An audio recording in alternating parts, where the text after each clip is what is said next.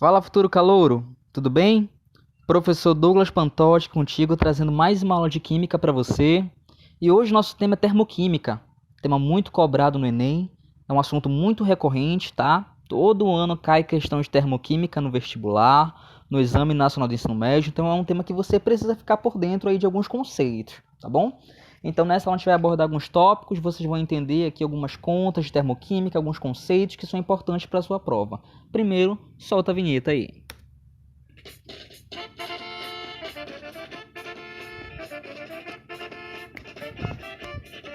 Alô, papai. Tá bom. Vamos lá, gente. Olha só. Afinal, o que é termoquímica? Antes de começar a falar sobre os principais conceitos, né, precisamos entender o que é esse tema, o que é a termoquímica. Simplificadamente, gente, termoquímica é o ramo da química que estuda as quantidades de calor liberadas ou absorvidas durante as reações químicas, tá bom?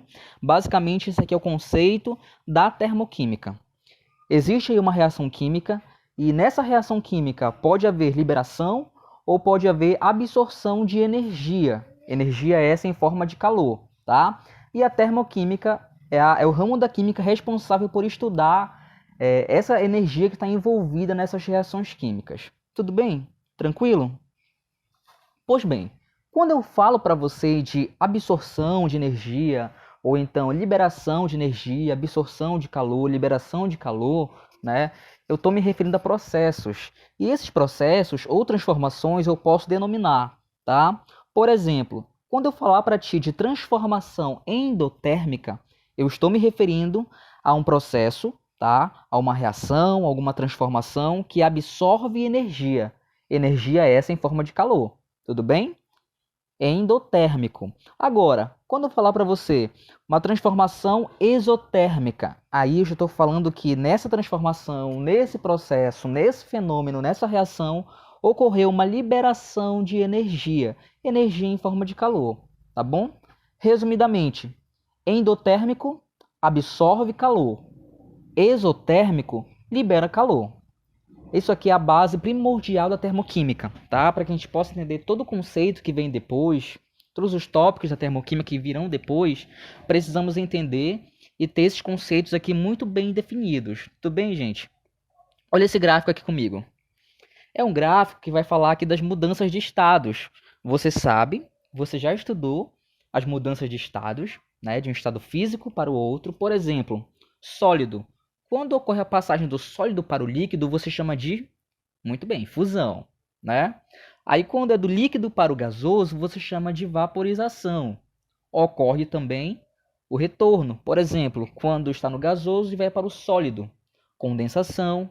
E quando está gasoso para o líquido, condensação. E quando vai do líquido para o sólido, você chama de solidificação, tá bom?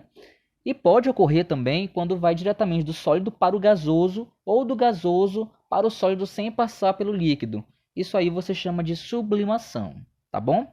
E a gente pode relacionar o que eu falei para você aqui, essa transformação endotérmica ou exotérmica aqui no estado, na mudança de estado físico. Por exemplo, gente, pensa comigo. Você tem um cubo de gelo, certo? Está ali no estado sólido.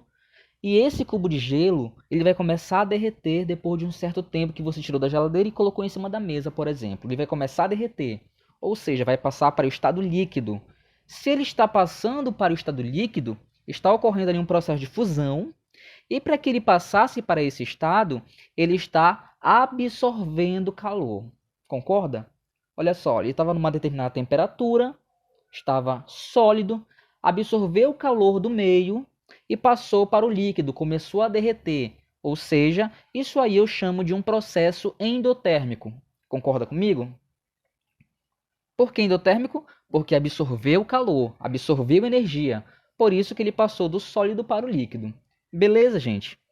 Agora, por outro lado, se eu quisesse voltar, eu tenho ali um copo de água e eu vou colocar esse copo de água no congelador, né, para que vire gelo. E aí, ele vai precisar liberar o calor. Se ele vai liberar esse calor, eu chamo esse processo de processo exotérmico, né? Para que o líquido possa ir para o sólido, ele vai liberar o calor, vai diminuir a sua temperatura, então ele está liberando calor, e isso aí é exotérmico. Tudo bem? Deu para entender? A mesma situação é do líquido para o gasoso. Você pegou ali a água da torneira, vai fazer um cafezinho, né? Aí coloca água para ferver. Quando você coloca água para ferver, você percebe que a uma determinada temperatura, depois de um certo tempo, essa água vai começar a evaporar. Você percebe isso, né? Quando está fervendo, a gente fala que está fervendo. O que está acontecendo ali? A água líquida está passando para o estado de vapor. Quando isso acontece, é porque houve ali absorção de energia, absorção de calor. Concorda comigo? Você tinha água no estado líquido, absorveu o calor ali da chama, né, do fogão, e passou para o estado gasoso. Então, novamente, aí eu tenho um processo endotérmico. Agora, a volta também seria um processo que eu chamo de exotérmico. Por quê? Do líquido para o gasoso, ele absorveu energia, do gasoso para o líquido, ele vai liberar essa energia. Concorda comigo? Então, olha só, quando você vai, por exemplo, quando existe, por exemplo, a formação de nuvens, que existe evaporação da água e todo aquele processo, né? Ali é um processo que absorve calor. Para que a água passe do estado líquido para o gasoso, né? Para o estado de vapor, melhor dizendo, há ali uma absorção de calor. Agora, quando vai ocorrer uma geada, por exemplo, nós vamos pegar o vapor de água para transformar para o líquido e para o sólido, né? O gelo. Aí eu vou precisar liberar esse calor. Então aí eu chamo de processo exotérmico. Tudo bem? Tranquilo? E a gente pode perceber esses processos endotérmicos ou exotérmicos em reações químicas. Aqui foi só na mudança de estado, tá? Mas é só para a gente começar a ter uma ideia do que a gente pode encontrar nessa aula aqui. Olha só. Aí nós podemos, nesse assunto, falar de entalpia. A entalpia, gente, é uma grandeza física, tá bom? E ela vai medir a energia térmica de um sistema. Melhor dizendo, a entalpia é o conteúdo energético de um sistema. É a quantidade de energia que um sistema possui. Isso aí eu chamo de entalpia. E na química é representado pelo H maiúsculo. Tá? Então, sempre que você vê aí o H maiúsculo, nós estamos falando de entalpia. Bom, como eu falei para você de processo endotérmico e processo exotérmico, vou falar aqui já baseando nesse outro conceito aqui que é da entalpia. Vamos observar esse gráfico aqui, que na termoquímica é muito importante também nós fazermos análise gráfica, tá? Então vamos observar esse gráfico aqui, para a gente começar a se situar no assunto. Você olhou o gráfico, você viu aqui que eu tenho dois eixos, que é o eixo X e o eixo Y. No eixo X aqui, no horizontal, você tem o caminho da reação. No eixo Y, na vertical, você tem a entalpia, que é o que nós estamos falando agora, né? A entalpia. Percebes aí que tu tens HR, ou seja, é a entalpia dos reagentes embaixo, e em cima você tem HP, ou seja, é a entalpia dos produtos, tá? O que acontece? Numa reação química, você sabe que reagente reage para produzir produto. Ou seja, o reagente sempre é o estado inicial e os produtos é o estado final. Tudo bem, gente? O que tu pode perceber aqui? Percebes aqui que o HR, que é a entalpia dos reagentes, está embaixo. Tudo bem? Ou seja, para que haja a formação desse produto que está lá em cima, concorda comigo que vai precisar haver uma absorção de energia, né? Olha só, tu percebes aí que a entalpia dos produtos está lá em cima, ou seja, tem uma energia alta. E para que o reagente possa formar esse produto, ele vai precisar absorver energia, tudo bem? Se ele absorve energia, que tipo de processo é? Processo endotérmico, né? Como é que eu sei, como é que eu poderia falar de fato que isso aqui é um processo endotérmico apenas observando esse gráfico? Eu olharia para a seta. Percebes aqui que essa seta está apontando para cima? Isso quer dizer que a energia do sistema está aumentando. Falei para ti que a entalpia, né, a grandeza que vai medir a energia térmica de um sistema. E se tu olha a seta para cima, isso quer dizer que a energia, né, está aumentando nesse sistema. Se está aumentando é porque ela está absorvendo energia. Tudo bem, gente? Olha só. Aí nós podemos falar aqui também sobre a variação de entalpia. É justamente o que a gente calcula na termoquímica, é a variação de entalpia. Variação é representada aqui pelo delta, assim como lá na física, onde nós temos variação de tempo, variação de espaço, delta S, delta T, né? Nós temos aqui o nosso delta H, que é a variação de entalpia. Toda variação você sabe que vai ser a entalpia do final menos inicial. Quem é o final? Bom, eu sei que primeiro eu tenho o reagente para depois formar o produto. Então eu sei que o produto vai ser o final. Por isso, HP menos HR, ou seja, a variação de entalpia vai ser a entalpia dos produtos menos a entalpia dos reagentes. Tudo bem? E nós temos que levar em consideração o seguinte aqui no processo endotérmico, que a variação de entalpia sempre vai ser maior que zero, sempre vai ser positivo. Tudo bem? Por exemplo, se eu pegasse esse gráfico e colocasse números aqui, vamos fazer de conta que no HP a entalpia dos produtos vale 100, e a entalpia dos reagentes vale 50. Aí eu ia colocar esse valor na fórmula. 100 menos 50 ia dar quanto? Ia ser ΔH igual a 50. 50 positivo, tudo bem? Então, esse 50 positivo, esse valor positivo, é que vai me indicar que isso aí é um processo endotérmico, tá bom? Ou seja, que absorveu 50 de energia, tá? E nós podemos perceber também isso por meio de uma reação, por meio de uma equação química, melhor dizendo. Observa só. Você tem aqui A mais B reagindo e produzindo C, né? Uma equação genérica. Aí ao lado você tem ΔH igual a mais, ou seja, ΔH positivo. Isso aqui está indicando que aqui é uma reação cujo processo é endotérmico, processo que absorveu energia. Tudo bem? Uma outra forma de você perceber também é quando você encontra a palavra calor no meio da reação. Dessa vez não vai vir um ΔH, mas vai vir um calor. E esse calor você tem que perceber de que lado da seta ele está, porque isso também pode ser decisivo. Nesse caso aqui do processo endotérmico, que é um processo que absorve energia em forma de calor, nós temos aqui A mais B mais calor para produzir o C, ou seja, absorveu calor, absorveu energia para que houvesse a produção do produto, do C, tudo bem?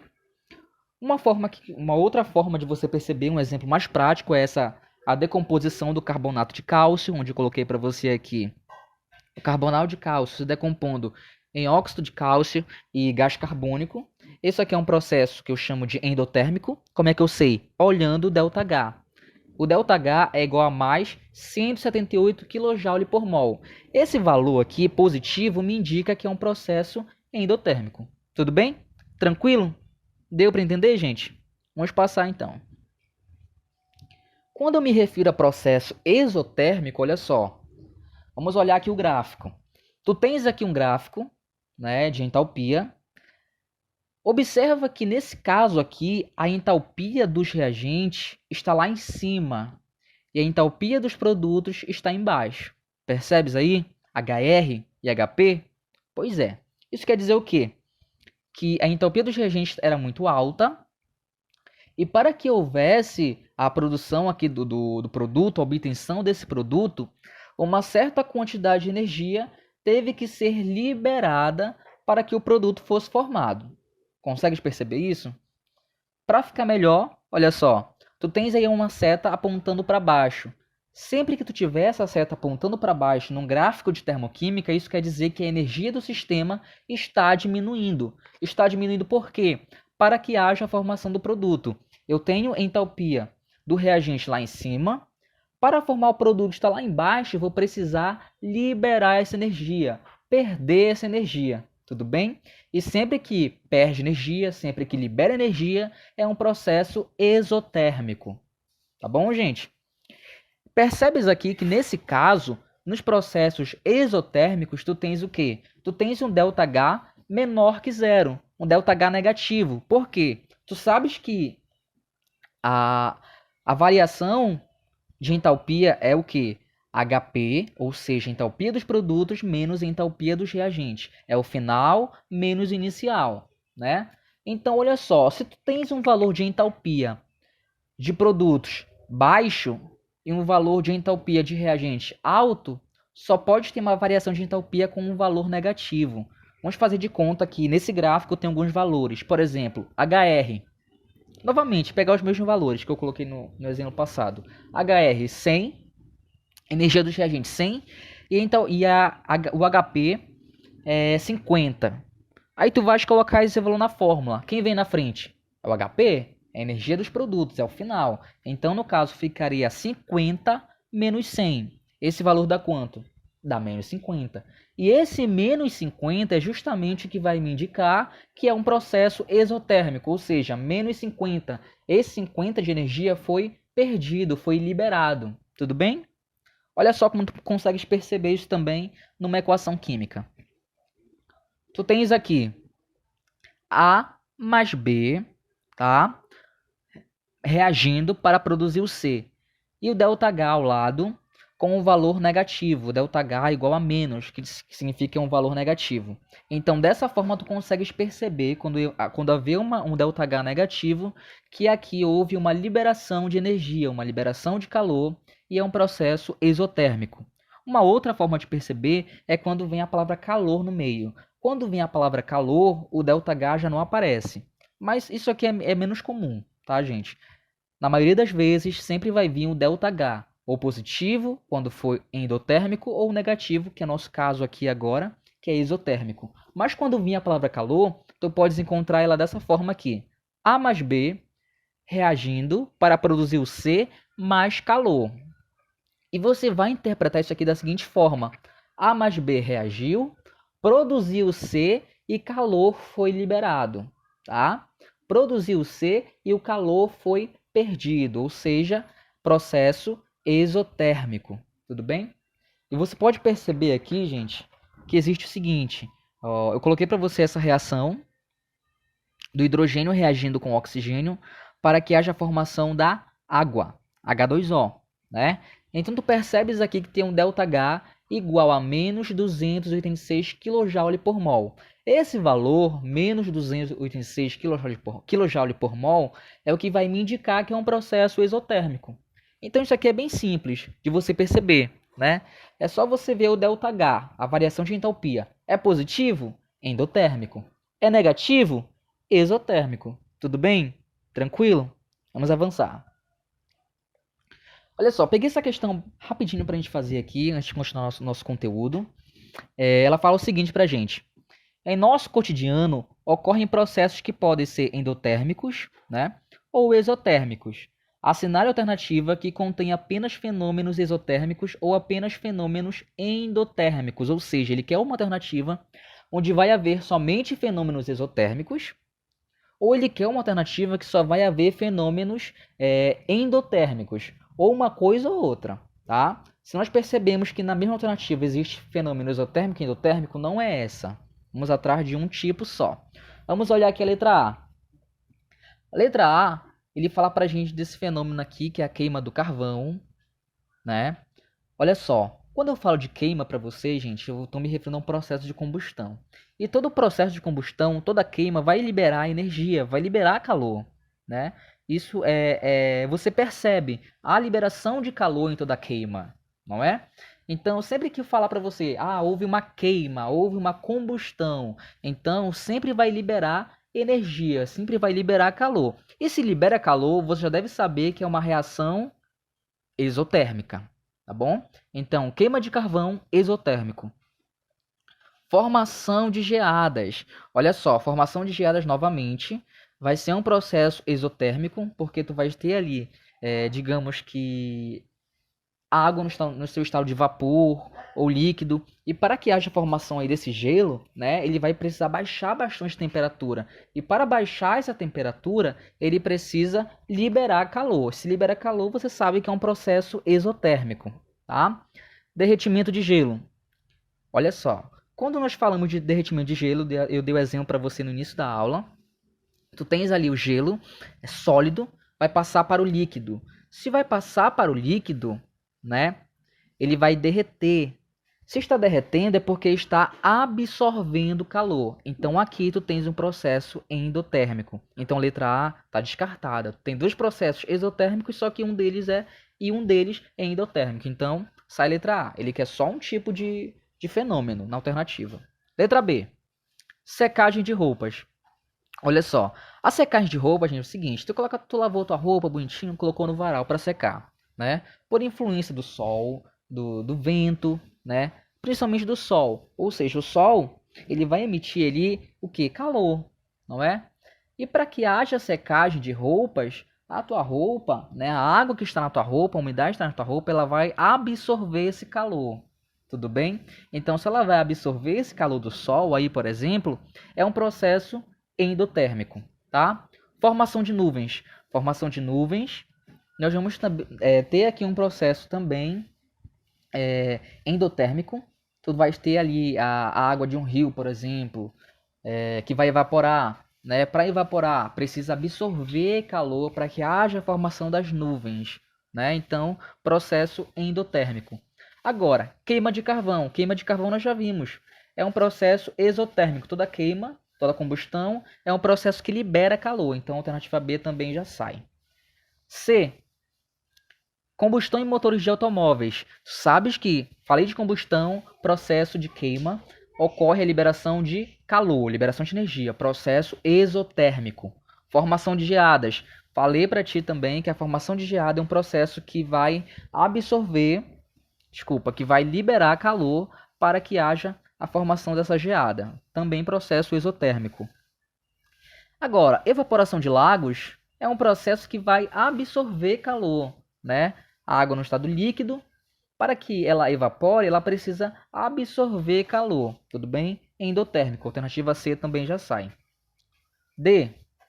Evaporação de água dos lagos. Olha só, evaporação de água dos lagos é um processo endotérmico. Tem água no estado líquido, passa para o gasoso, água em forma de vapor, é endotérmico, absorve, né? Secagem de roupas também. Vai haver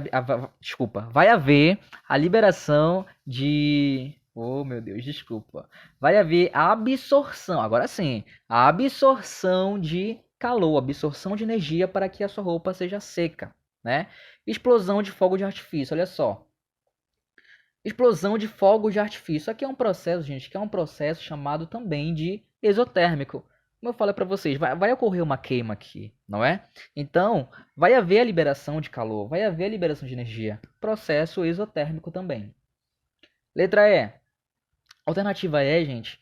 Explosão de fogo de artifício. Beleza, é um processo exotérmico. Vai haver a liberação de calor. Combustão em motores de automóveis. Combustão, processo de combustão, queima. Também a liberação de calor, exotérmico. E formação de geada também é um processo exotérmico. Alternativa correta, a letra E. Olha só, entalpia de formação. Gente, agora a gente vai entrar uma parte da termoquímica, a gente vai ver alguns tipos de entalpia, tá? Esse aqui é o primeiro deles. A entalpia de formação é a energia envolvida na formação de um molde, uma substância, a partir de seus constituintes na forma mais simples. Isso aqui é importante, tá, gente? A partir de seus constituintes na forma mais simples, tá? Vamos lá. Exemplo. Tu tens aqui duas reações que eu coloquei para você.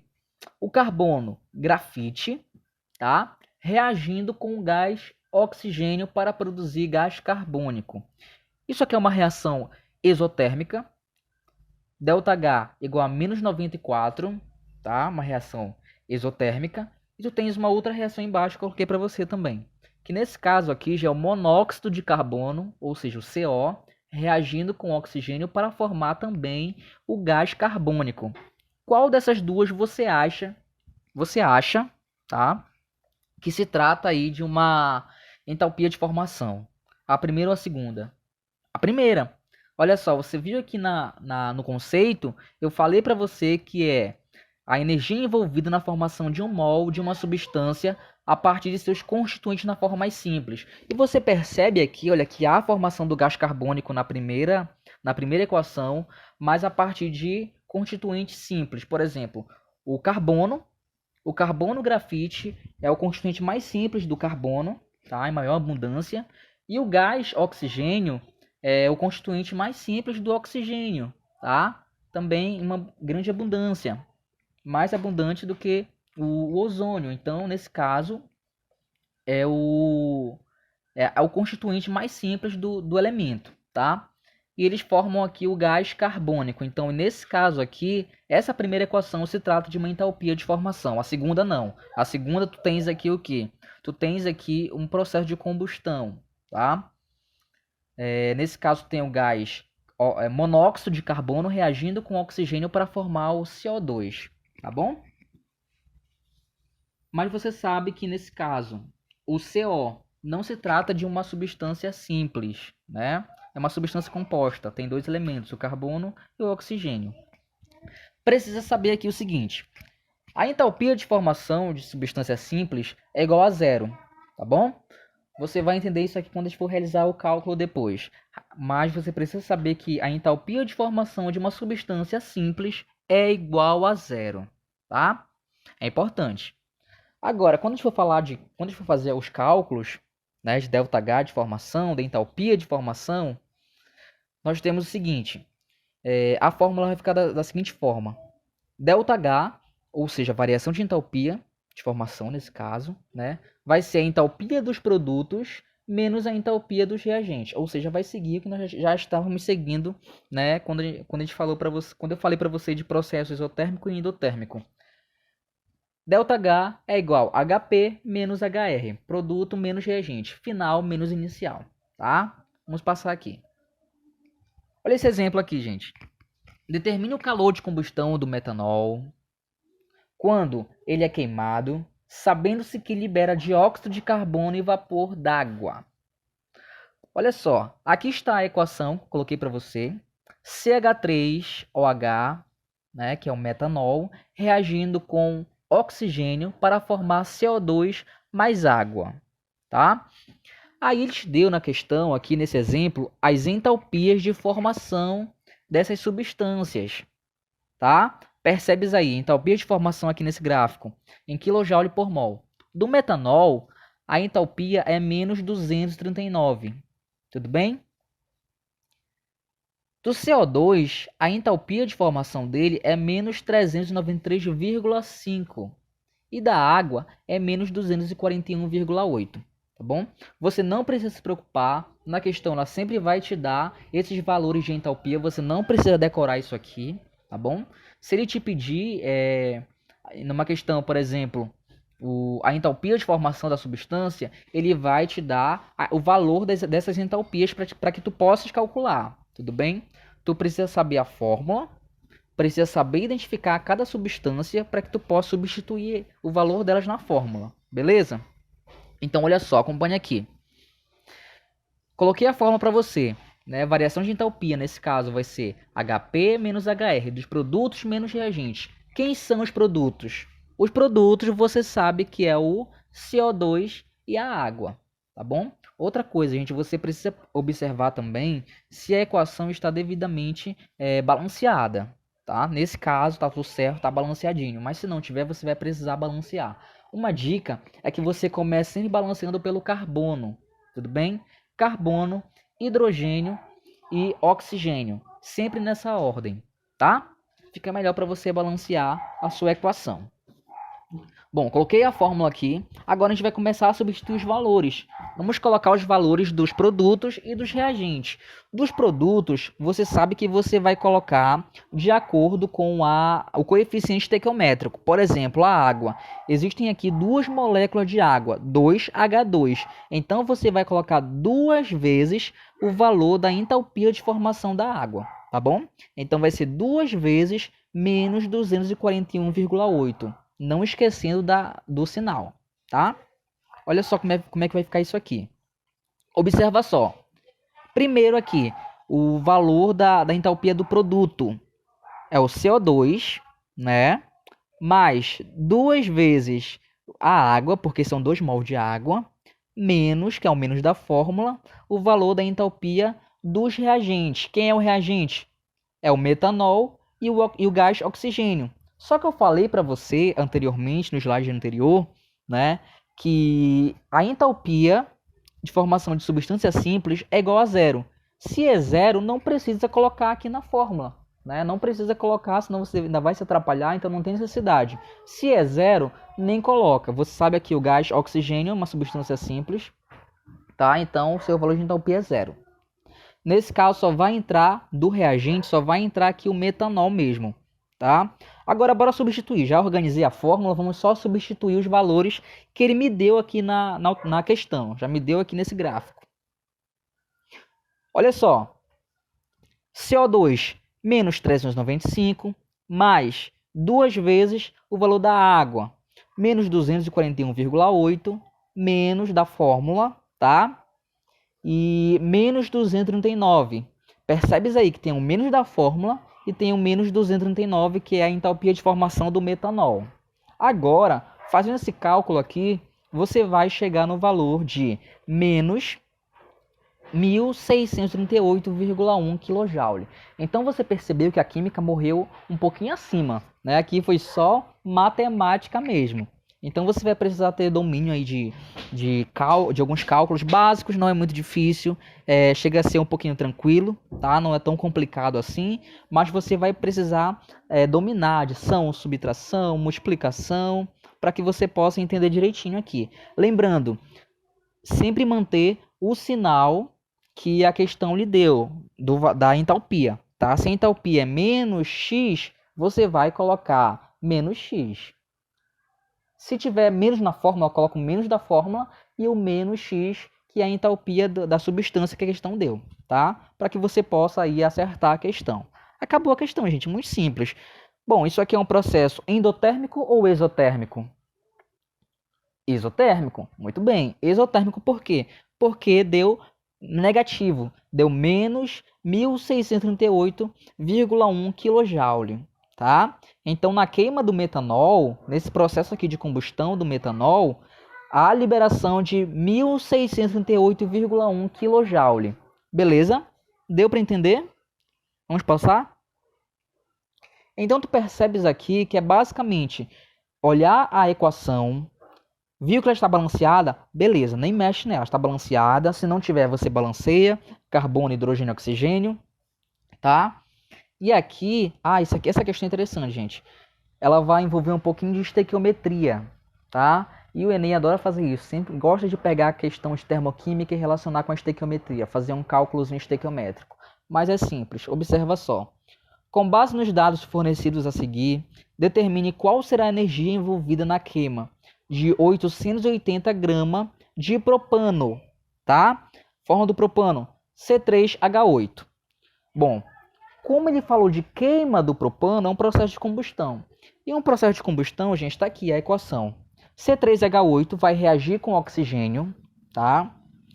E vai produzir gás carbônico e água. Nesse caso, 3 mols de CO2 e 4 mols de água.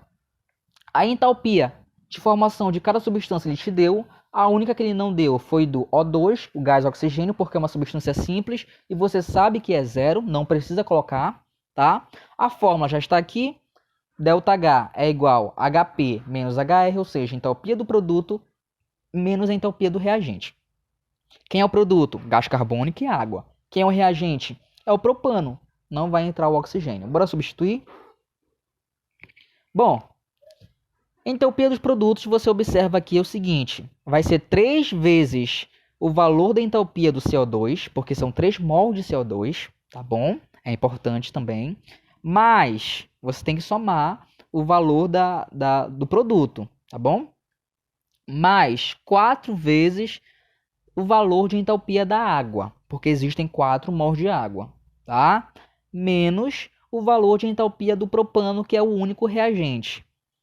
Não é o único que vai entrar aqui na nossa conta, no nosso cálculo, tá, gente? Não é o único reagente. Claro, tem o oxigênio, que é muito importante no processo de combustão, da queima. Só que não vai entrar aqui nesse caso. Você já sabe por quê. É uma substância simples, então o valor é zero. Bom, substituindo, colocando os valores agora, nós temos isso aqui. 3 vezes menos 390, que é o do CO2, desculpa, mais 4 vezes menos 240, né? Agora sim, que é o da água, menos mais 80, né? Que é o do propano. Esse menos aqui é o da fórmula. Agora, realizando aqui os cálculos, você tem o seguinte: 3 vezes menos 390 é menos 1.170, tá? Agora, 4 vezes menos 240, mas com menos você sabe que vai dar menos, então vou ter aí menos 970. Aí novamente jogo de sinal, menos com mais 80, menos 80. Realizando o cálculozinho, você chega no valor ΔH é igual a menos 2.210 kJ por mol. Tudo bem? Tranquilo? Então, essa aqui é a energia liberada, olha só, exotérmico também, porque deu o ΔH negativo, é a energia liberada quando 1 mol de propano é queimado, tá? Aí você vai retornar na questão, olha só. Ele pergunta para ti qual é a energia envolvida na queima de 880 gramas de propano. Percebes também que eles têm a massa molar desse propano, é 44 gramas por mol, tá? Então, qual é a conclusão aqui? Você pode perceber que 44 gramas, né, que é 1 mol de propano, há liberação de 2.210 kJ por mol. 2.210 kJ, tá? Só que ele te pediu para 880 gramas. O que tu vai fazer? Uma regra de 3 básica. Olha só como é que vai ficar. Tu sabes aí que 44 gramas de propano, que é 1 mol de propano, liberou 2.210 kJ, né? Só que ele não quer para 44 gramas, ele quer para 880. Como tu não sabes qual é o valor, vai ser igual a X, né? Então, 880 gramas de propano vai ser igual a X. Qual é o valor de energia que vai ser liberado aqui, tá? Agora, fazendo essa regra de 3, nós temos o seguinte, nós temos aqui, o X vai ser 880 vezes 2.210, 44 vai passar dividindo, tá bom? Aí tu vai ter o seguinte, gente, percebes aí quanto divide 88 por 44 é 2, né? Só que quanto divide 880 por 44 vai dar 20. Aí já fica mais fácil o teu cálculo, vai ser 20 vezes 2.210. E esse valor é igual a 44.200 kJ, tá bom? Então, se em 1 mol de propano, ou seja, 44 gramas de propano, há liberação de 2.210 kJ, quando for a queima de 880 gramas de propano, vai haver a liberação de 44.200 kJ. Ou seja, aumentou a massa, aumentou também a quantidade de energia que vai ser liberada. Deu para entender? Tranquilo? Viu aqui como dá para relacionar a termoquímica e estequiometria? Muito simples, né? Vou passar aqui. Olha só, gente. Falei para você bastante de combustão. Vamos observar aqui um pouquinho da entalpia de combustão, né? Olha só, a entalpia de combustão é o calor liberado na combustão completa de 1 mol de substância, considerando o estado padrão, tá? Olha só, gente. Por exemplo, eu tenho aqui um metano, CH4. Ele vai reagir com o gás oxigênio para formar CO2 e água. Toda vez que eu falo de combustão completa, é esse tipo de equação, esse tipo de reação que eu estou me referindo. Uma combustão completa é aquela combustão que vai haver liberação de gás carbônico e de água, tá? Então, olhou para a reação, viu que liberou gás carbônico e água, você sabe que é uma... Muito bem, é uma reação de combustão completa. Exatamente, uma reação de combustão completa, tá? O etanol, por exemplo, o C2H5OH, né? Ele vai reagir com o oxigênio. Lembrando, gente, isso aqui é muito importante também. Sempre eu vou ter ali um combustível, ele vai reagir com o oxigênio para que haja esse processo aí de combustão, tá? Então, da mesma forma que sempre vai haver a liberação de gás carbônico e de água, sempre o combustível vai reagir com o oxigênio. O oxigênio é muito importante para que haja uma queima. Se não tiver oxigênio, não existe queima, tá bom, gente? Por isso eu coloquei esse triângulo representando aqui para você esse processo de combustão aqui, o combustível, o oxigênio, e vai haver liberação aí de calor, tá bom?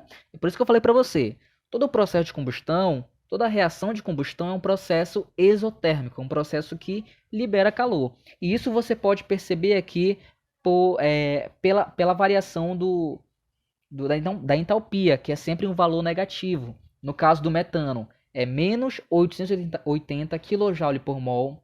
No caso do etanol, é menos 1.372 kJ por mol. Então você pode perceber que o etanol, em relação ao metano, tem uma eficiência maior. Uma grande quantidade de energia é liberada, tá bom?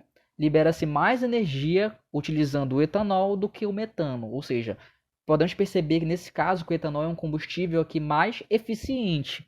E o Enem adora fazer isso. Ele gosta de perguntar, te dando valores de entalpia, né? Perguntar qual combustível seria o mais eficiente. Então você já deve ter esse esquema aqui na sua cabecinha, tá? Ver qual que vai haver a maior liberação de energia. Ele gosta de relacionar também para a quantidade em grama. Por exemplo, para 30 gramas, qual é que vai ter a maior quantidade de energia liberada? E você vai fazer os seus cálculos de acordo com o que a questão está te pedindo, tá bom? Bem, gente, olha só. Agora um outro tipo de entalpia é a entalpia de ligação, muito importante também aqui para a termoquímica. E eu quero que você se atente um pouquinho para essa entalpia de ligação, tá? Olha só, a entalpia de ligação é a variação de entalpia verificada na quebra de um mol de uma determinada ligação química. Certo, gente? Ou seja, resumindo, é a energia envolvida quando haver aí a quebra de uma determinada ligação química interatômica, tá? Entre átomos. Coloquei aqui um exemplo para você, o gás hidrogênio. Olha só, tu tens aí hidrogênio ligado a hidrogênio. E quando há essa quebra, né, quando há uma quebra dessa ligação de hidrogênio aqui, 437 kJ de energia é perdido, tá? Desculpa, é absorvido. Só que nesse caso, absorveu-se 437 kJ de energia para que houvesse a quebra dessa ligação. Tá bom, gente? Então, olha só. Quebra de ligação é um processo endotérmico. Pensa comigo. Para que eu possa quebrar determinada ligação química, eu vou precisar doar uma certa quantidade de energia. Então, essa molécula vai absorver essa energia para que a ligação ela seja quebrada. Por isso que é um processo endotérmico, tá bom? Agora, quando há a formação de uma nova ligação química, é um processo exotérmico, um processo que vai haver a liberação de energia, tá? Por que os átomos precisam se ligar? Lá na ligação química, a gente aprende que os átomos se ligam porque eles precisam buscar estabilidade, né? Precisam se estabilizar de alguma forma. Então, por isso que eles vão se ligar. Então, quando eles se ligam, eles tornam-se mais estáveis e sua energia diminui. A sua energia diminui por quê? Porque ele libera essa energia. Ele se ligou, né, se estabilizou, então ele vai para um estado mais fundamental, um estado menos energético. Então, por isso que ele libera energia, então é um processo exotérmico, tá? Numa reação química, você sabe que vai ter sempre reagente reagindo para se transformar em produtos, né? Para que haja obtenção desses produtos. Reagente indo para produto, tá bom? No reagente, vai haver o quê? Vai haver a quebra de ligações. Você sabe que uma reação química, os átomos eles vão se rearranjar, né? Então, no reagente vai haver liberação, vai haver a quebra, de ligações para que os produtos sejam formados. Então, os átomos eles vão se ligar novamente com um novo rearranjo, né, nos produtos. Então, formação de novas ligações. É por isso aqui que, nesse caso, a variação de entalpia vai ser um pouquinho diferente do que nós estávamos acostumados. A gente sempre via que variação de entalpia era entalpia dos produtos menos entalpia dos reagentes. Nesse caso, vai ser um pouquinho diferente. Como eu estou falando para você que a quebra de ligação é um processo endotérmico e acontece no reagente, ele vai vir na frente nesse caso. Então, vai ser entalpia de ligação dos reagentes, tá? Menos a entalpia de ligação dos produtos. Esse menos, como eu falei para ti, produtos é formação de ligações. Formação de ligações é um processo exotérmico, por isso que existe um menos na frente. Para falar que isso aqui é um processo exotérmico, tudo bem? Então, essa forma poderia ficar mais entalpia dos reagentes, né, que é a entalpia de ligação dos reagentes, menos entalpia de ligação dos produtos. Vamos ver isso aqui no exemplo que vai ficar mais tranquilo para você entender. Olha só, gente. Nós temos aqui o seguinte. Determine qual será o valor, né, da variação de entalpia do fenômeno em questão. O fenômeno é esse aqui. 2 mols de hidrogênio reagindo com oxigênio para formar 2 mols de água. Tudo bem? Sabendo-se os valores de entalpia de ligação, todos em kJ por mol. Ele quer saber a variação de entalpia desse fenômeno. Como ele falou para ti, ele te deu a entalpia de ligação. Tu já tem que saber que tu vai utilizar nesse caso aqui a fórmula onde os reagentes vão vir na frente, tá bom? É o único caso, tá? Então observa só aqui. Ele te deu a entalpia de ligação de cada substância, né? Desculpa, cada tipo de ligação que está envolvido nessa reação. Olha só, gente, vamos abrir a fórmula, fica melhor para a gente entender, né? Fica mais tranquilo. Tu tens aqui hidrogênio mais oxigênio reagindo para formar água. Só que tu tens aqui 2 mols de hidrogênio, por isso eu coloquei aqui, olha, hidrogênio, hidrogênio, né? 1 mol. E embaixo eu coloquei hidrogênio, hidrogênio, mais 1 mol, 2 mol, tá? Bom, tu vais reagir isso aqui com oxigênio, oxigênio, dupla oxigênio, tá? Aqui é a estrutura do gás oxigênio. E vai formar água, só que vai formar 2 mol de água, por isso que eu coloquei aqui HOH e HOH. Ou seja, eu abri a molécula da água, tá bom, gente?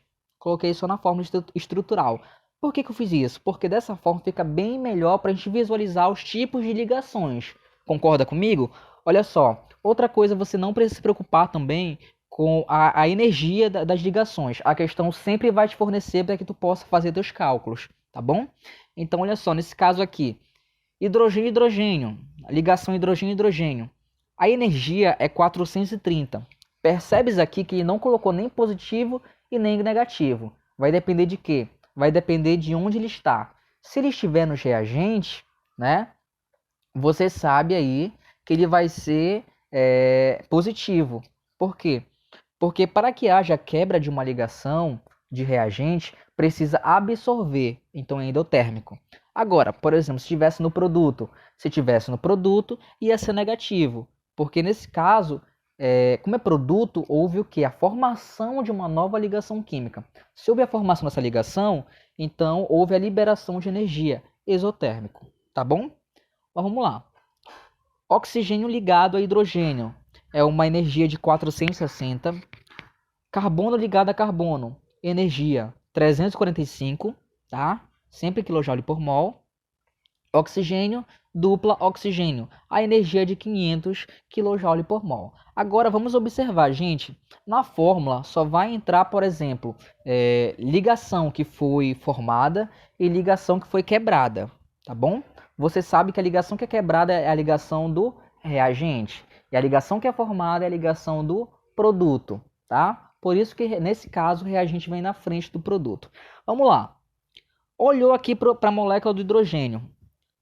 Tu tens hidrogênio ligado a hidrogênio lá no produto? Não tem. Se não tem, isso quer dizer o quê? Que isso aqui foi quebrado. Deixa eu pegar o pincel aqui para mostrar para você. Essa ligação aqui foi quebrada, tá bom? Só ela que foi quebrada? Não. Essa outra ligação também foi quebrada, tá? Olha só, tô quebrando aqui a ligação para você observar. Também foi quebrada. Beleza. Se foi quebrada, tu teve aqui o quê? 2 vezes 430 kJ por mol. Conseguiu entender? Conseguiu pegar aqui a situação? Né? 2 moléculas de hidrogênio foram quebradas. Então, na fórmula, quando tu for substituir, tu vai colocar 2 vezes 430. Porque é justamente o valor aqui do hidrogênio. Tá? Beleza. Vamos observar aqui o oxigênio. Tens oxigênio ligado a oxigênio no produto? Não tem, né? Então isso quer dizer o quê? Que aqui essa dupla também vai ser quebrada. E quando isso aqui é quebrado, qual é o valor de energia que é absorvido para quebrar essa dupla ligação aqui da molécula do oxigênio? 500, né? Olha só, 500. Então absorveu 500 de energia para que essa ligação aqui fosse quebrada. Beleza? Agora, bora observar o produto. Quais ligações foram formadas? Bem, consegues perceber aqui que 4 ligações foram formadas. E qual é o tipo dessa ligação? É oxigênio ligado a hidrogênio, né? Olha só, oxigênio ligado a hidrogênio aqui, aqui a mesma situação, aqui e aqui. Então tu percebes que aqui 4 ligações foram formadas, 4 ligações do tipo oxigênio ligado a hidrogênio, e essa ligação, olha só, é uma ligação que libera 460 kJ por mol. Quando há a formação dessas duas moléculas de água, né, 460 kJ por mol é liberado. Agora, vamos colocar isso na fórmula, tá? Para a gente começar a entender melhor como é que isso aqui, como a gente pode entender isso aqui. A fórmula é essa aqui, já falei para você. ΔH é igual à entalpia de ligação dos reagentes. Esse menos, como eu falei para ti, vai ser do calor que foi liberado, por isso a entalpia de ligação dos produtos, tá? Bom, vamos lá. Reagentes. Os reagentes aqui nesse caso é o hidrogênio e o oxigênio, né? E o produto é a água. Bora lá, gente. Tu quebrastes aqui 2 moléculas de hidrogênio. Então, tu vai colocar 2 vezes HH. Deu para entender? Beleza? Mas tu quebrou só uma molécula de oxigênio. Então, coloca aqui O dupla O. Só para a gente organizar como é que vai ficar a tua equação, tá? Só que 4 moléculas... Desculpa. Só que 4 ligações foram formadas. 4 ligações do tipo OH, né? Tu consegues observar aqui na molécula da água. Então é 4 vezes OH, né? O simples H. Beleza. Agora bora substituir os valores. Já colocou direitinho aqui.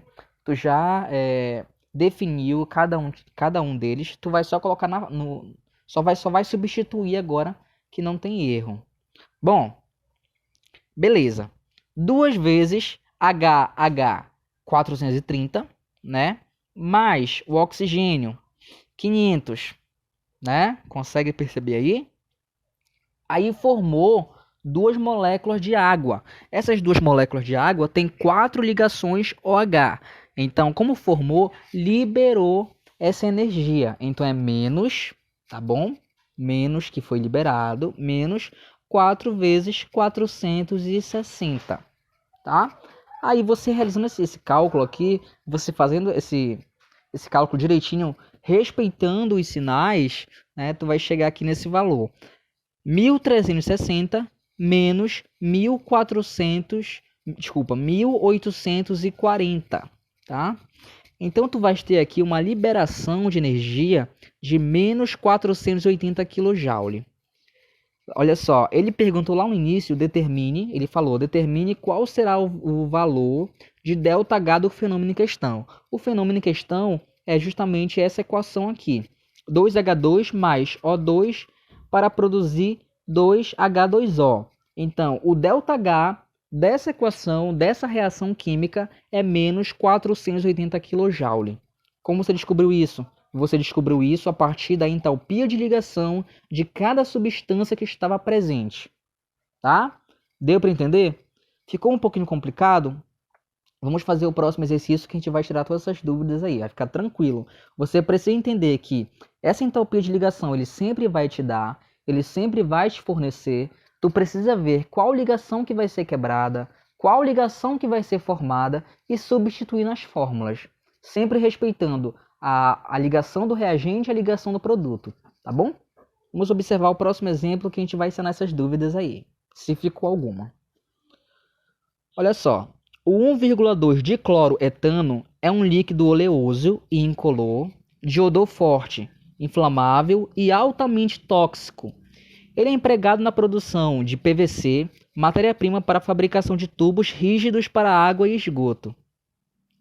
A equação que descreve simplificadamente o processo de obtenção industrial do 1,2 dicloroetano encontra-se representado abaixo. Olha só, a equação é o seguinte: C2H4 mais Cl2, ou seja, cloro, gás cloro, reagindo para produzir C2H4Cl2, que é justamente o dicloetano. Então, o que a gente pode perceber aqui? Cada substância, né, dessa aqui, ele vai te dar o valor da ligação, da entalpia de ligação. Cada tipo de ligação, melhor dizendo. Tá? Aí ele pergunta para ti, qual vai ser a variação de entalpia dessa reação? Como é que tu vai fazer isso? Primeira coisa que você deve fazer quando ele falar de entalpia de ligação é observar a equação, tá bom? E tentar abrir a molécula. Tentar abrir a molécula para que você possa perceber quem é quem, qual ligação que vai ser quebrada, qual ligação que existe antes da seta, ou seja, nos reagentes, se existe a mesma reação no produto, a mesma ligação no produto, se existir você não mexe, se não existir você altera. Vamos observar. Vou pegar aqui essa equação, tá? Essa equação aqui, ó. E a gente vai abrir ela. A gente vai, olha só, vamos colocar ela aberta para que a gente possa perceber as ligações que estão presentes. Coloquei para cá para ficar melhor para a gente observar. Trouxe o gráfico também com os valores da ligação. Olha só, gente.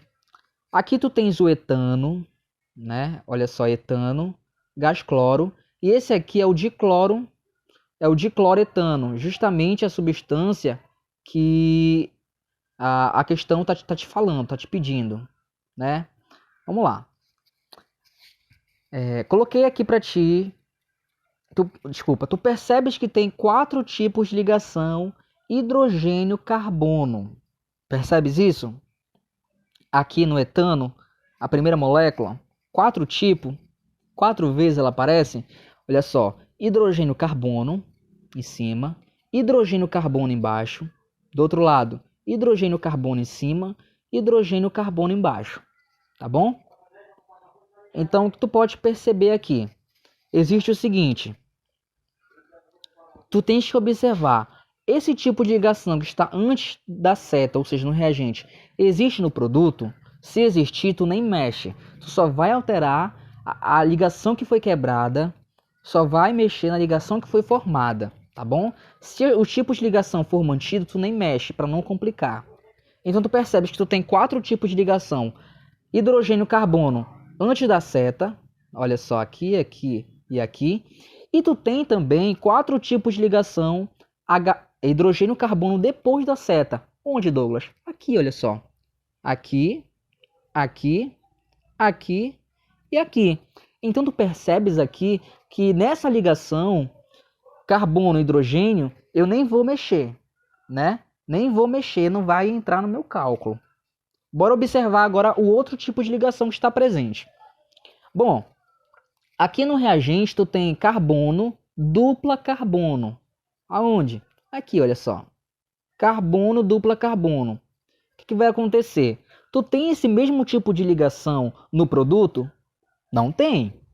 Não tem. Se não tem, essa ligação vai ser quebrada, tá? Essa ligação vai ser quebrada. Olha só. Quebrou a ligação. Quando quebra essa ligação aqui no reagente, ele precisa absorver quanto de energia? Cadê aqui no gráfico? Olha só aqui, ó. Carbono, dupla carbono, é 614,2 kJ por mol. Tá bom? Então aqui nessa quebra, carbono, dupla carbono absorveu 614,2 kJ. Guarda aí essa informação. Vamos observar aqui o cloro. Abrir também a molécula do cloro, Cl simples Cl. Tu observa aqui essa ligação. Existe a mesma ligação no produto? Não. Tu não tem cloro ligado ao cloro no produto. Ou seja, tu consegues perceber então que aqui essa ligação também vai ser quebrada, né? Olha só. E quando há a quebra de uma ligação cloro-cloro, olha só, a absorção de 242,6 kJ, tá bom? Guarda essa informação. Agora a gente vai observar aqui as ligações que foram formadas, né? Qual ligação você olha aqui de cara você sabe que foi formada? Tirando, claro, a ligação que foi mantida, né? Que foi o carbono e hidrogênio, foi mantido isso aqui. A ligação formada foi carbono simples carbono, né? Olha só. Carbono simples carbono não tinha, agora tem. Então, quando essa ligação é formada, carbono simples carbono, a absorção, desculpa, nesse caso, a liberação de 413,4 kJ. Perdão, 346,8 kJ. Tá bem aqui, olha. Carbono simples carbono. Tá me confundindo com hidrogênio. É esse aqui, ó. 346,8 kJ. Aí, além do carbono simples carbono, qual foi outro tipo de ligação formada? Foi carbono ligado ao cloro. Percebes aqui, olha só. Quantas? Duas. Então, olha só, tu tem duas ligações, carbono ligado ao cloro. Qual é o valor, Douglas? C ligado ao Cl é esse valor aqui, olha só. 327,2 kJ. Tá bom? Agora é só substituir nas fórmulas. Quais ligações que foram quebradas e quantas ligações que foram aí formadas. Ver cada tipo de ligação e ver qual é o valor dessas ligações. Colocar isso na fórmula, acabou, banhou. A fórmula é essa aqui. A entalpia de ligação dos reagentes, né? Menos a entalpia de ligação dos produtos. Vamos lá. Aqui no reagente, você tem dois tipos de ligações sendo quebradas. Que é o carbono dupla carbono, tá? Mais cloro simples cloro. Em contrapartida, outras ligações aí foram formadas, que foi duas ligações carbono-cloro, né? Consegue perceber aí, duas ligações carbono-cloro foram formadas e mais uma carbono simples carbono, tá? Esse aí é dos produtos. Agora é só substituir cada ligação o valor de entalpia dessa ligação. Olha só, carbono simples, carbono dupla carbono, 614,2, mais cloro simples cloro, 242,6. Beleza? Agora menos, né, que vai ser o menos aqui da ligação que já foi formada. Tu vai ter o seguinte, tu vai ter duas vezes 327,2, que é justamente duas vezes a ligação carbono-cloro, que foram formadas, mais uma ligação carbono-carbono, que o valor é 346,8, tá? Agora, realizando aqui esse cálculo matemático, essa continha aqui, tu vais ter o seguinte, 846,8 menos 1001,2, tá? Então, o ΔH dessa reação aqui, gente, da produção do 1,2 dicloroetano, que é o C2H4Cl2, a liberação de 144,4 kJ por mol, tá bom? Processo endotérmico ou exotérmico? Exotérmico, muito bem. Exotérmico. Houve a liberação de menos 144,4 kJ por mol. Então, você precisa entender aqui justamente isso. Você observar a equação, você observar qual molécula que está presente, tentar abrir as moléculas para você observar cada tipo de ligação, né? Você observando a ligação, a questão ela vai te dar o valor de cada tipo de ligação que está envolvido nessa reação química, tá bom? Então, você vai ver qual que foi quebrada no reagente e qual foi formada no produto. E aí você vai substituir os valores na fórmula. Não tem erro, é só seguir esse macetezinho que não tem erro a questão, você vai acertar. Tá? Olha só, chegando na nossa última parte da nossa aula de termoquímica, muito importante também, cobrado no Enem, tá? Que você precisa ter uma atenção toda especial aqui, agora para essa parte aqui. Lei de Hess, tá? Você precisa ter uma atenção bem especial, porque aqui o aluno se confunde em muitas coisas, muitas situações, ele acaba perdendo questão por besteira, e é uma questão que nem é tão difícil assim, né? Mas você precisa entender algumas coisinhas. Vamos lá. Lei de Hess, gente. Olha só. Essa lei, ela foi experimentalmente desenvolvida por James N. Hess, tá? O qual estabeleceu o seguinte. Hess falou assim. A variação de entalpia, né, o ΔH, em uma reação química depende apenas dos estados inicial e final da reação, independente do número de reações, tá? Então pode ter aí 4 semi-reações. Pode ter reação 1, reação 2, reação 3, reação 4. mas sempre vai ser a inicial e o final. Se ele, por exemplo, se você for de A até o D, a variação de entalpia vai ser X. Agora, se você for de A para o B, de B para o C e de D para o D, e de C para o D, a energia, a variação de entalpia também vai ser X. Ou seja, não vai depender aí dos estados intermediários, e sim do inicial e do final. Calma que a gente vai entender direitinho isso no exemplo. Tá bom, gente? Isso aqui é só a parte conceitual. Se ficou alguma dúvida, se você embaraçou um pouquinho a cabeça, fica tranquilo que a gente vai observar isso direitinho, como é que funciona. Tá bom? Bom, para se chegar ao ΔH de uma reação, usa-se outras reações com ΔH definido. Ou seja, ele vai te dar uma equação global, ele vai te pedir o ΔH dessa equação global, né? Só que para se chegar nessa equação global, ele vai te dar 3 reações, por exemplo. E essas 3 reações, elas vão ter, cada uma delas, um ΔH definido. Então, por meio desse ΔH definindo essas 3 reações, você vai conseguir vai chegar no ΔH final, que é o ΔH da equação global que você quer, tá? Para tanto, pode-se fazer o seguinte, olha só o que você pode fazer nessas equações, nessas reações. Você pode, por exemplo, multiplicar por x.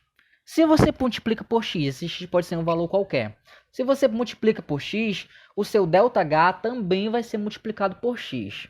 Por exemplo, tu viu uma equação ali, precisou multiplicar por 2. Então, o ΔH dessa equação também vai ser multiplicado por 2. Tá bom? Você pode também dividir por x, né?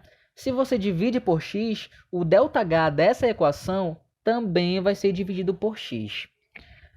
Tá? Você pode inverter a equação.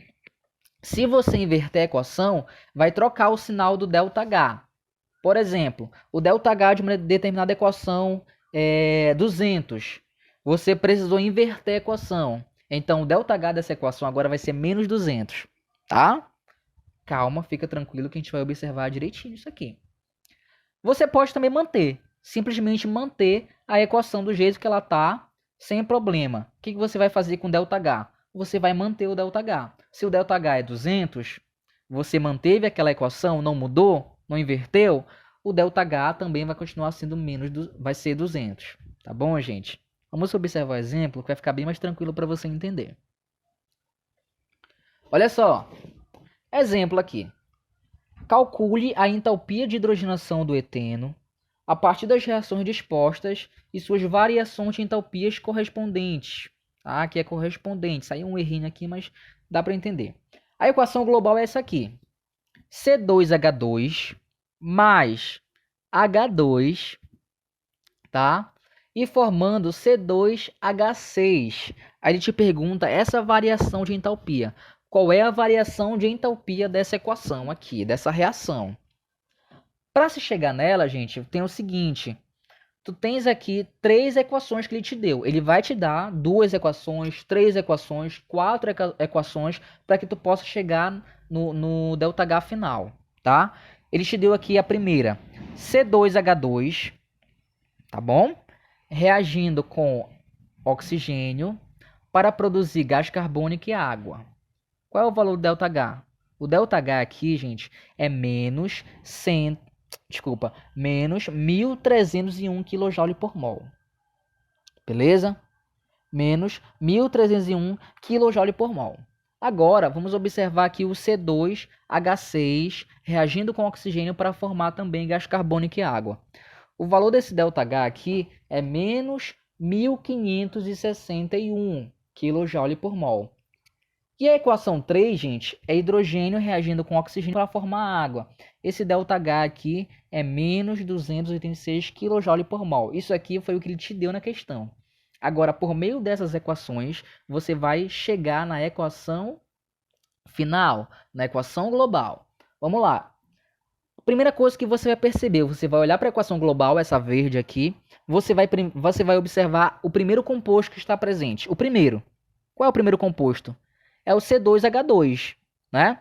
Agora você vai procurar o C2H2 nas equações que ele te deu. Onde ele está? Está na equação 1. Concorda comigo? Olha só. C2H2 reagindo com oxigênio para formar gás carbônico e água. Está na equação 1. Está de que lado? Está do lado do reagente do produto? Lado do reagente. Ou seja, está do mesmo lado que o C2H2 está na equação global. Se está do mesmo lado, você não vai fazer nada com essa equação. Você vai apenas repeti-la. Tá? Olha só. C2H2 reagindo com oxigênio para formar gás carbônico e água. Se você manteve a equação, você não muda o sinal do ΔH. O ΔH é menos 1301, então ele se mantém. Não aconteceu nada. Por quê? Porque o C2H2 está do mesmo lado, ou seja, do mesmo lado do reagente. Não precisa mudar. Você tem 1 mol de C2H2 na equação global, e na primeira equação você também tem 1 mol. Não precisa mudar nada, só mantém. Agora, qual é o segundo composto da equação global? Gás oxigênio, né? H2. Onde está o H2 aí nessas três equações? Na primeira, na segunda ou na terceira? Na terceira. Percebes aqui tu tem H2 na terceira equação reagindo com O2, que é o oxigênio, para formar água. Só que tu percebes aqui o seguinte, gente. Nesse caso, tu tens aqui 2 mol de oxigênio. Consertei aqui, coloquei para você observar. Não tinha colocado antes, mas eu coloquei agora. Por isso que é importante a gente observar sempre se a equação está balanceada ou não. Você deve ter 6 hidrogênios de um lado e tem que ter 6 do outro, tá? Então, por isso eu coloquei aqui 2H2. Ou seja, 4 mais 2, 6. Do outro lado tem 6 também. Beleza. Então, tu observou que o hidrogênio está aqui do lado do reagente e está na equação 3. É isso aqui que está um negócio agora. Você percebe que na equação global existem 2 mols de hidrogênio. É 2H2. E na equação 3, onde está presente o hidrogênio que tu queres, só tem 1 mol. O que tu faz? Tu multiplica essa equação por 2. Aí tu vai multiplicar toda a equação. Por exemplo, vai ser 2H2, vai ser 2 vezes o oxigênio, vai ser 2 vezes a água. Você multiplicar simplesmente toda a equação, tá bom? Então, quando tu multiplica 2 vezes 1 mol de hidrogênio, tu tem 2 mol de hidrogênio. Quando tu multiplica 2 vezes meio mol de oxigênio, né, que é 1 sobre 2 meio, né, meio mol de oxigênio. Então, tu vais ter 1 mol de oxigênio. 2 vezes meio, 1. Tudo bem? Quando multiplica 2 vezes 1 mol de água, tu vais ter 2 mol de água. Então, a tua equação vai ficar da seguinte forma. Vai ficar assim. Aí tu percebes o seguinte, gente. Se tu tinhas aí um valor de ΔH igual a menos 236 kJ por mol, e tu multiplicou esse valor por 2, tu multiplicou a equação por 2, tu vai precisar multiplicar o ΔH por 2. Então, nesse caso, vai ser 2 vezes menos 286 kJ por mol. Tá bom? Deu para entender? Beleza. Agora, tu vais procurar aí a outra substância, que nesse caso aqui é o C2H6. Onde é que ele está? O C2H6, na equação global, na verde lá em cima, tu percebe que ele está no produto. Aí tu procura aqui nessas três equações que ele te deu e tu acha ele aonde? Nos reagentes, na equação 2. Percebes aí? No reagente? Pois é, ele está onde não deveria estar. Ele está no reagente, mas eu quero ir no produto. O que eu vou fazer com essa equação? Eu vou inverter a equação. Só que eu vou inverter a equação toda. Quem é reagente vira produto, quem é produto vira reagente. E quando eu faço isso, o ΔH inverte também. Inverte o sinal. Por exemplo, nesse caso aqui o ΔH é negativo. Se eu for inverter a equação toda, ele vai ficar com ΔH positivo. Como é que isso vai ficar? Muito simples, olha só. Tu tem isso aqui agora. O que era produto virou reagente. O que era reagente virou produto. Agora sim, o teu C2H6 está no produto, justamente onde era para estar, justamente o mesmo lado que está na equação global. Mas, como tu inverteu toda a equação, tu também inverteu o sinal da variação de entalpia. Agora, gente, muito simples. É só correr para baixo. Abraço. Tu vai fazer uns cortes aqui, e esses cortes é justamente para chegar na equação global. Como é que isso vai funcionar? Olha só. Substâncias iguais que estiver de lados opostos, elas vão se anular, vão se cortar. Como assim? Se tiver 1 mol de água no reagente de uma equação e se tiver 1 mol de água no produto de uma outra equação, 1 mol com 1 mol corta, tá? Vamos observar. Quem eu quero aqui? Eu quero chegar na equação global, ou seja, eu quero C2H2 mais 2 mol de hidrogênio produzindo C2H6. É isso que eu quero, mas tem muita informação aqui, então eu vou cortar, né, para chegar nessa equação. Bora lá. Bom, quem é que eu vou cortar aqui primeiro? Percebes aí, nesse caso aqui, olha só, tu percebes aqui que eu tenho 2 CO2 bem aqui, olha, no produto, e eu tenho 2 CO2 bem aqui desse outro lado no reagente. Isso aqui então vai acabar cortando, olha só. Cortou, cortou. Já saiu, tá? Quem eu posso cortar mais? Quem dá para cortar mais aqui?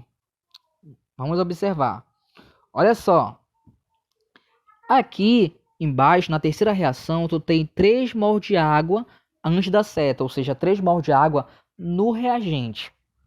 Onde está a água nas outras equações? Está nos produtos. Só que é o seguinte, aqui tu tem 2 mol na equação 2 e na equação 1 tu tem 1 mol. Ou seja, tu tem 3 mols do lado do produto, só que em duas equações diferentes. E aqui na terceira equação tu tem 3 mols só de um lado do reagente. Mas como eu falei para vocês, eu corto quem está no reagente e quem está no produto na mesma quantidade. Produto, 2 mols aqui, com mais 1 mol aqui, 3. Então eu vou cortar esses 3 mols de água aqui do reagente. Tá bom? Já cortei aqui a água de um lado e a água do outro. Quem dá para cortar mais? Eu preciso cortar o oxigênio. O oxigênio tem que sair porque o oxigênio não está presente na equação global. Então ele vai ter que sair daqui. Olha só. Se ele vai sair, eu vou ter que observar a quantidade que está presente no reagente e a quantidade que está presente no produto, para eu poder cortar. Vamos lá, então. Na equação 3, observa só. Na equação 3, meus amigos, vocês percebem que eu tenho 7 dividido por 2 gás oxigênio. Quanto é 7 dividido por 2? Concorda comigo que é 3,5? Ou seja, tu tem 3,5 mol de gás oxigênio aqui no produto. Agora tu vai ter que ter 3,5 mol de gás oxigênio no reagente para te poder cortar e tirar o oxigênio daqui da equação.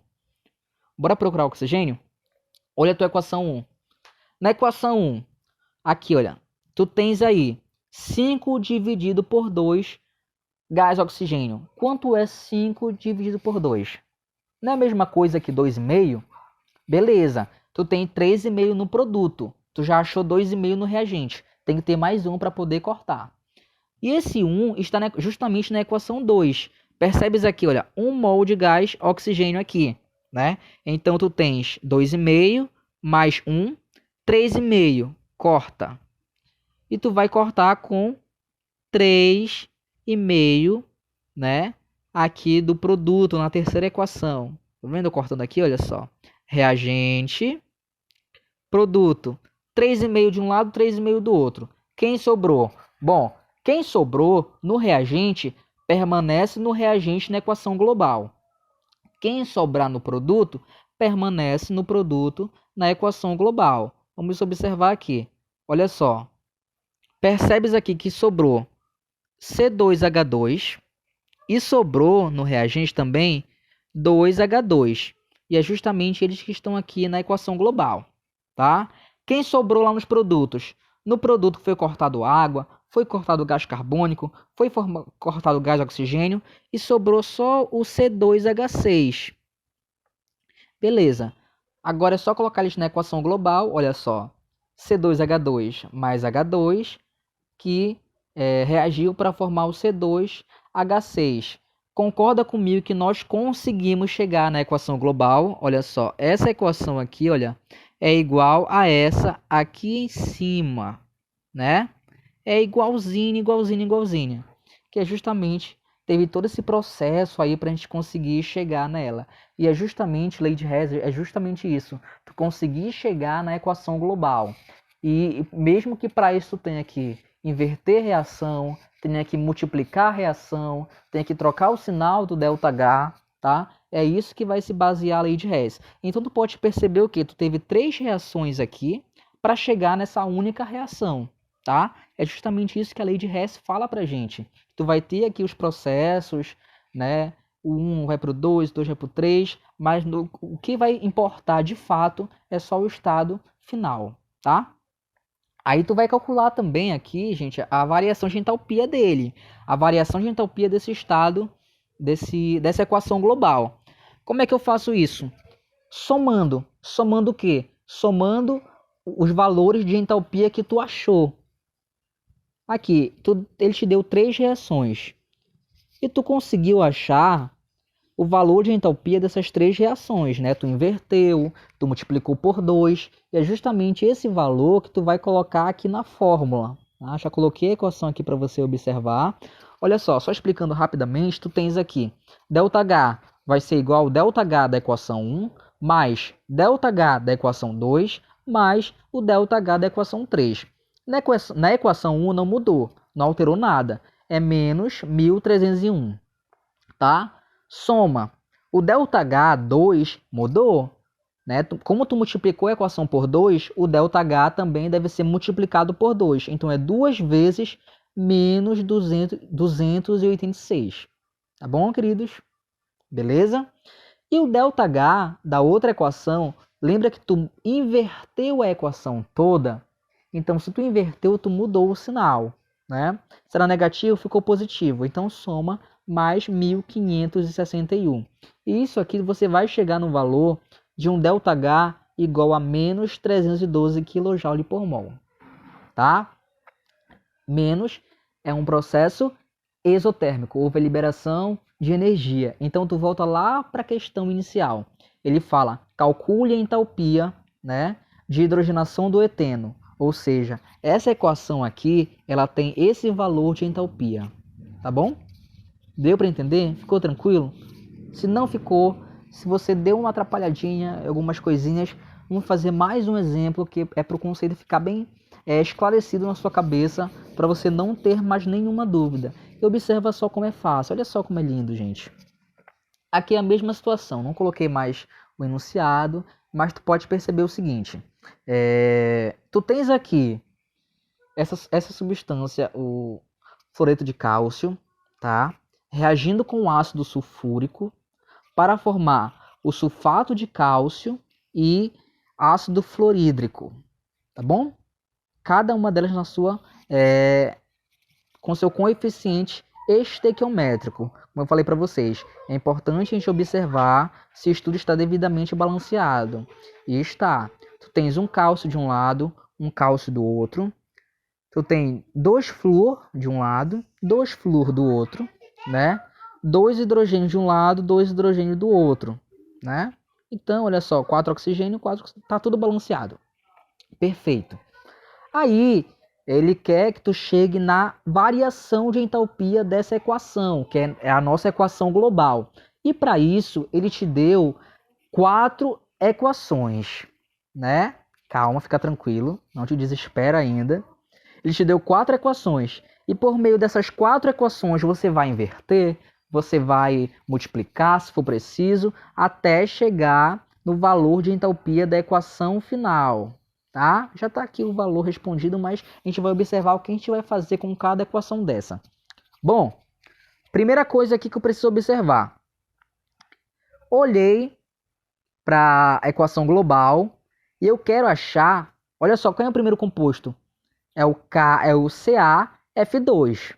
E onde está o CaF2 nas 4 equações?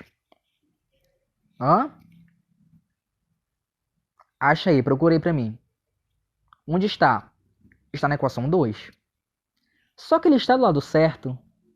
Não está do lado certo. Se ele não está do lado certo, o que eu preciso fazer? Eu preciso inverter toda a equação. Quem é produto vira reagente, quem é reagente vira produto. E o ΔH, o que acontece? Inverte o sinal. Inverte o sinal do ΔH, né? Para te poder deixar igual. Olha só.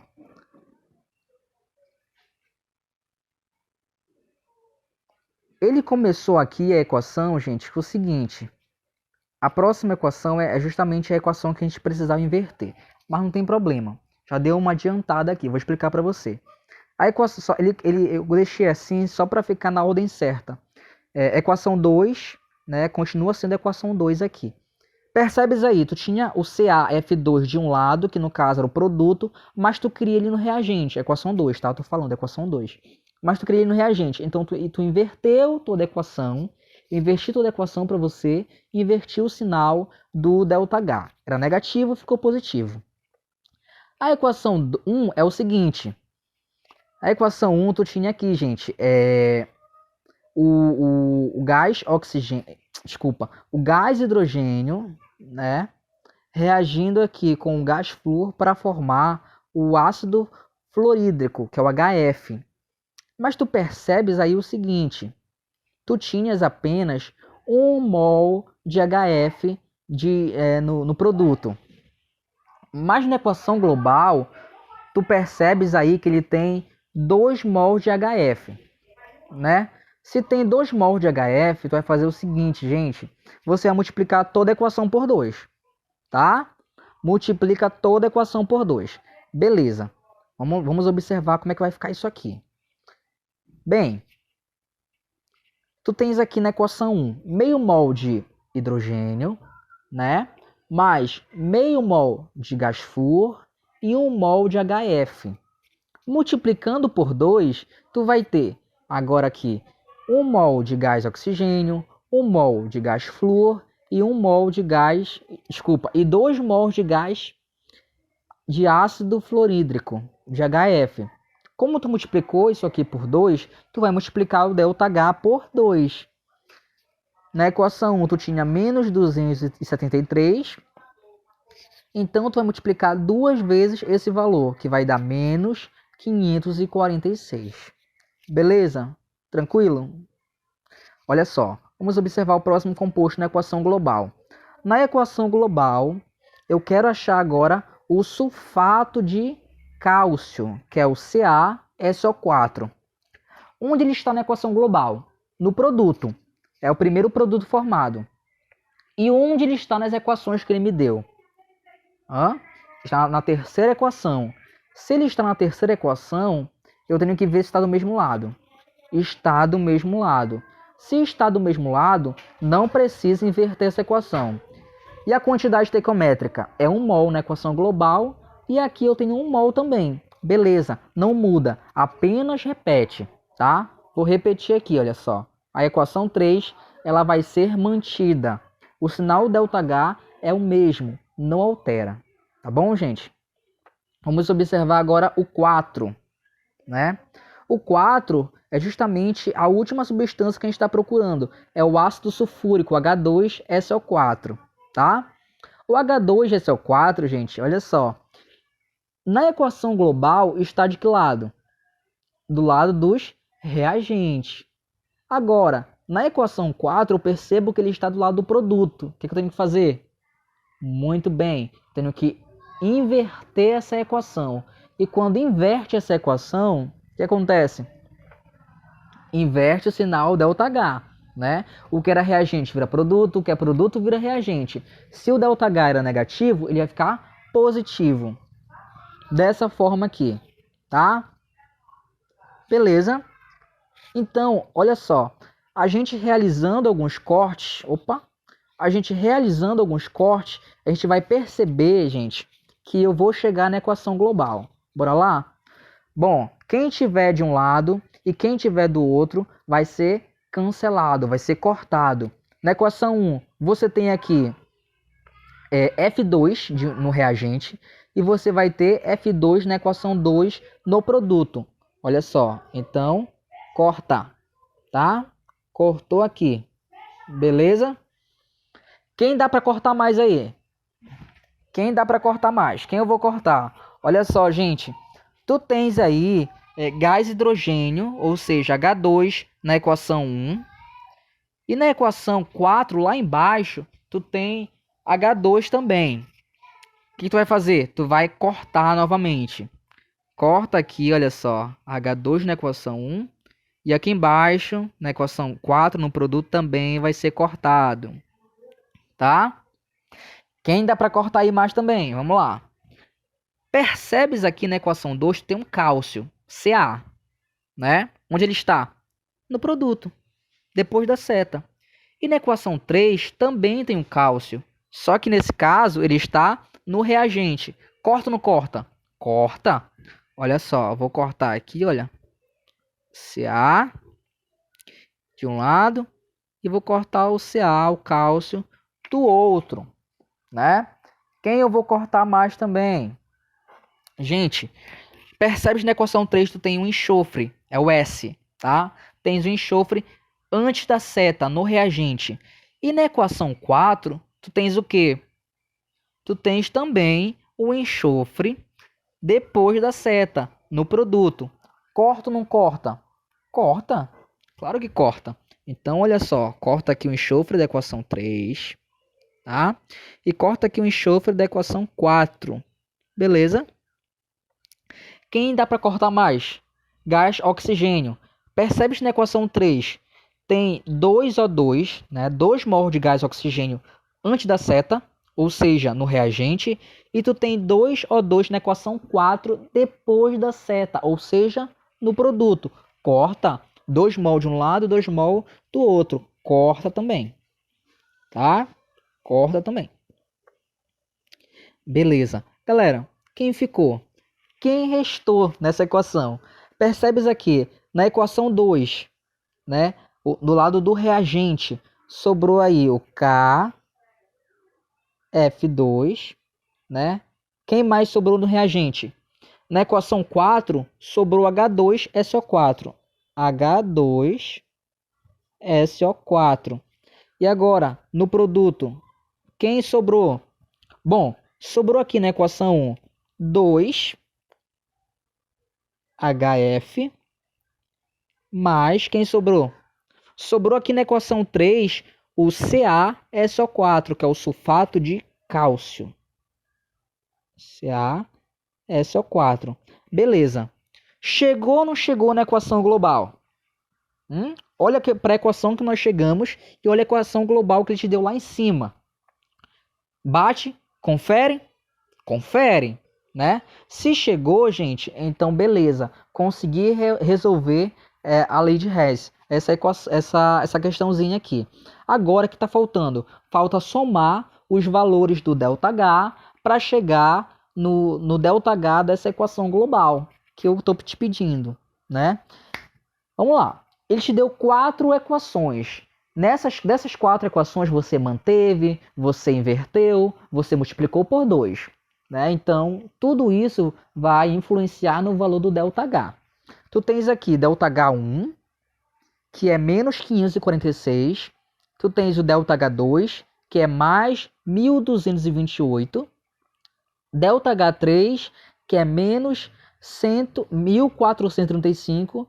E o ΔH4, que é mais 814. Sempre respeitando o sinal, tá bom? Agora soma tudo isso. Somando tudo isso aqui, gente, você vai chegar no valor igual a mais 61 kJ por mol, tá? Então, esse 61 kJ por mol é justamente a variação de entalpia dessa equação global aqui em cima. Tudo bem? Você chegou nela utilizando 4 equações. E isso aqui é o que eu chamo de lei de Hess. Você teve vários estados intermediários até chegar no final, tá bom? Bom, só para finalizar, como é mais 61 kJ por mol, isso aqui é um processo endotérmico ou exotérmico? Endotérmico, muito bem. Bom, gente, então é isso. Finalizamos por aqui. Conseguimos chegar até o final. Parabéns, tá? para você, que agora você continue estudando, vai ter lista de exercícios para você resolver alguns exercícios referente à termoquímica.